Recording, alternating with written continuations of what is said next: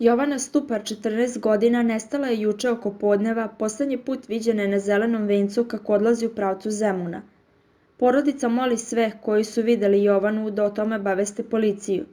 Otac nestale Jovane, Nikola Stupar, rekao je da je ona viđena juče oko 12:30, viđena u autobusu 88, da je ušla sa nekim momkom koji nosi bele patike, malo starijim od nje oko 10 godina. Ona ima 14 godina, napunila pre 12 dana, viđena je sa jednim licem u Knez Mihajlovoj, gde se sa tim licem rastala. To lice je reklo da je ona otišla u pravcu Zemuna.